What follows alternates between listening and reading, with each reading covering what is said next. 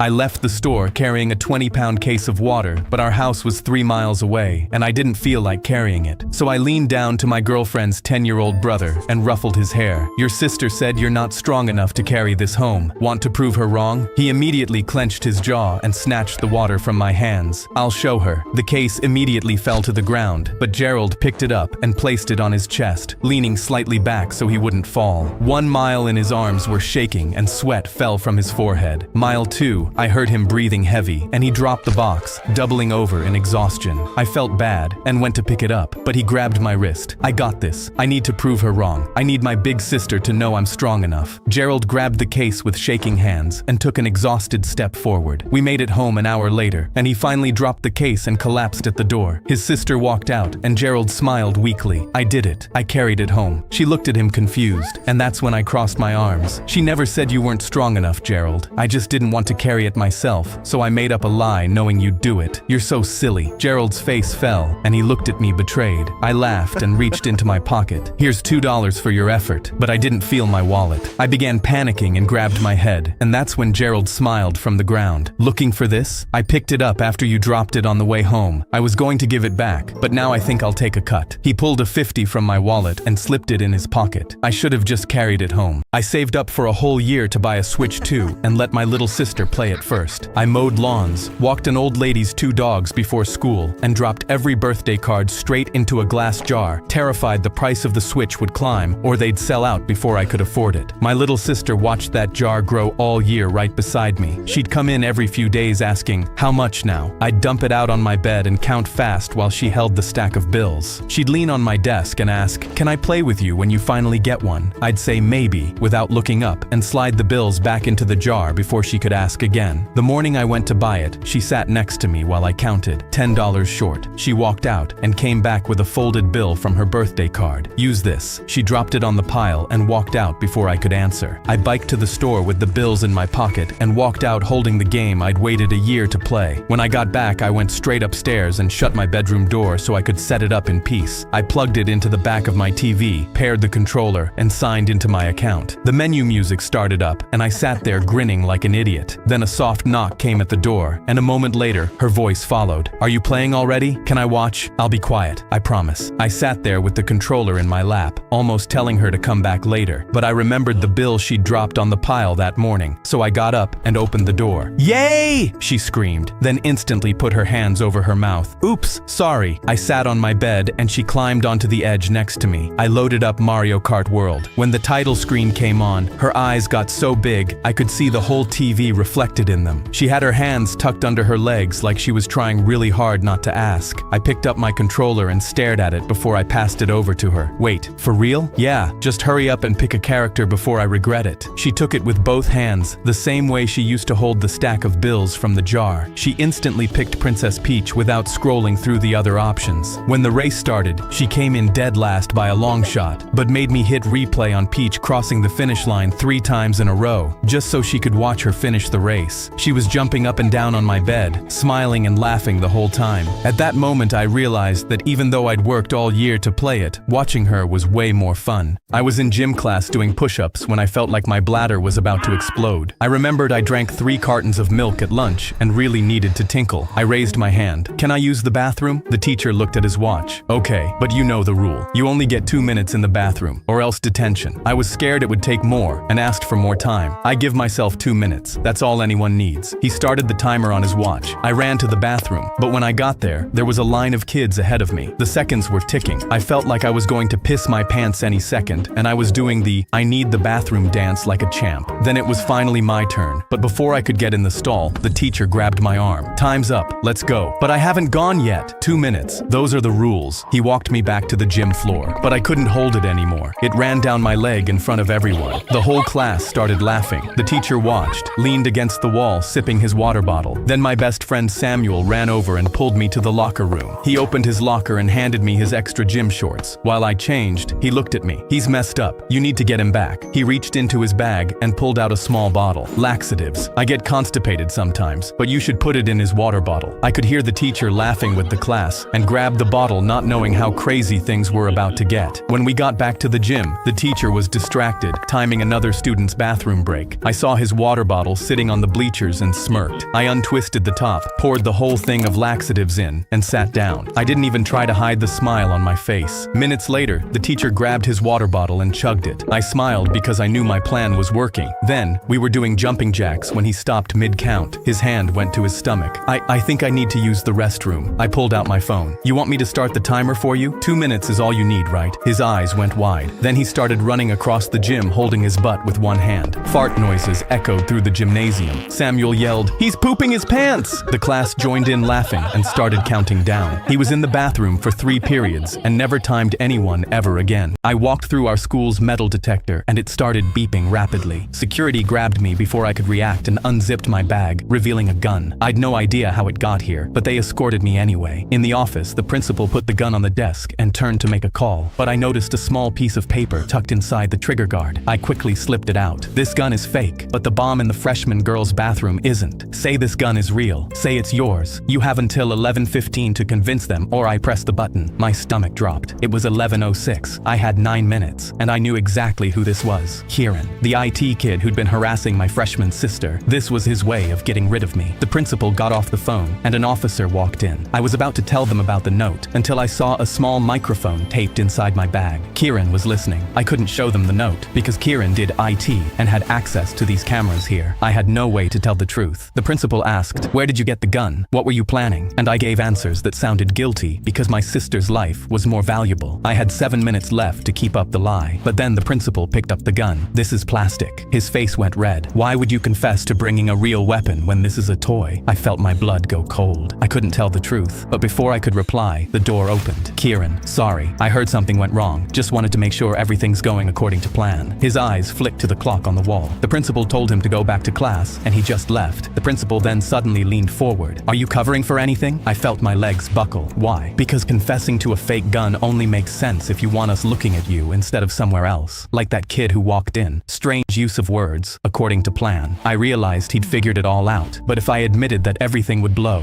He opened his mouth to talk again, but then his radio crackled. A teacher asked if students could use the bathroom during lockdown. My sister needed to go. I stopped breathing. The principal replied, "No," and I exhaled hard, but he caught it. "Why did that matter to you?" I went pale. "Why did the bathroom matter to you?" he asked again. I looked at the clock. 11:12. "Because I need to use it." He stared at me. "You think I'm dumb?" I started coughing on purpose. "Please, I'm going to be sick." The principal looked at me. "Fine." The officer walked me out, and I spilled everything. The note, the mic and camera, the bomb, how we couldn't just set off the alarm because Kieran would hear and blow everything. The officer went white. We walked back in, and he whispered something to the principal. He got on his laptop and typed immediately. Within 20 seconds, students were evacuating in silence. The officer put on my cuffs to arrest me and walked me out at 11:14. By 11:15, all students were out, and Kieran never noticed, as he was monitoring the office that showed me being arrested and listening for an alarm that never came. He was found with the detonator hiding in the gym. I climbed to the top of the homemade ramp on shaking legs, stared down at the school bus, and the whole world tilted sideways. My knees buckled, and I had to sit down on the plywood. I pulled off my helmet and read what I'd sharpied inside it after watching Evel Knievel as a 9-year-old. "The only thing between me and the other side is air." I said it out loud like a prayer and put the helmet back on. My wife thought I was at Home Depot. 35 was not too old. I dragged myself back down the ramp to my bike. I leaned over the handlebars and stared into the GoPro. "What's up, guys? Today we're sending it over 10 buses." I panned the camera to my one bus I'd gotten off Facebook Marketplace for $400. "I am the bike. I am the bike. There is no rider." I swung my leg over the bike and started pedaling. A foot from the ramp, my hands slammed the brakes. The bike pitched sideways and dumped me on the asphalt. I picked it up, walked it back to the start, and pointed the GoPro at my own face. I am the bike. 35 was not too old. I started pedaling. I hit the ramp so hard the plywood bounced. I went up. I cleared the front of the bus. I cleared the middle of the bus. I cleared the back of the bus. The GoPro caught my front wheel passing the back bumper, and I let out the biggest scream of my life. I was Evel Knievel. I was Neil Armstrong. I was a general. I was flying. Then my front wheel slammed into flat asphalt. I'd forgotten to build a landing ramp. The bike stopped. I did not. I flew over the handlebars and slid 11 feet on my face. I cleared the bus. The only thing between me and the other side was air, and then asphalt. I was still on the ground when a car pulled into the lot. My wife rolled down the window, shook her head, and said, "Where are the other 9 buses?" Then she drove off. I had one leg out my bedroom window and one foot still on the carpet when the porch swing started creaking below me. I pulled my leg back inside real slow. Grandma was sitting on that swing, 10 feet straight below my window, sipping her tea. Mom was at the hospital working the night shift, so Grandma was watching me. I was grounded for the whole month for skipping class, and my friends were already heading to the store to get snacks, with or without me. The only other way out was the wooden trellis around the side of the house, and that thing was in really bad shape. My phone buzzed in my pocket, my buddy asking where I was. They were about to leave me. I had to find a way out of this house. I tiptoed across the hall to the bathroom and locked the door behind me. I slid the window up an inch at a time so it wouldn't squeak and leaned out. The trellis ran straight down to the empty side yard. I couldn't see the porch from this angle. I climbed onto the sill and turned around to face the house. My foot found the first wooden slat. It held under my weight. The second one held too. I was halfway down when the third slat snapped clean under my sneaker, and I dropped the last 6 feet straight into the bushes. I lay there in the dirt and listened. The porch swing was still creaking. I crawled out of the bushes, brushed the leaves off my jeans, and started walking toward the sidewalk. I made it about 10 steps before Grandma called my name from the porch. I stopped. She was standing at the railing now, holding her tea in both hands. "Get over here, young man." I walked back, waiting for her to say she was calling Mom. Instead, she reached into the pocket of her sweater and held out 2 $20 bills. "Take a cab there and a cab back. Don't walk home in the dark." I stared at the money. I climbed out that same window when I was 16. She sat back down on the swing. "Mom gets off at 6. Be home by 5. Use the front door."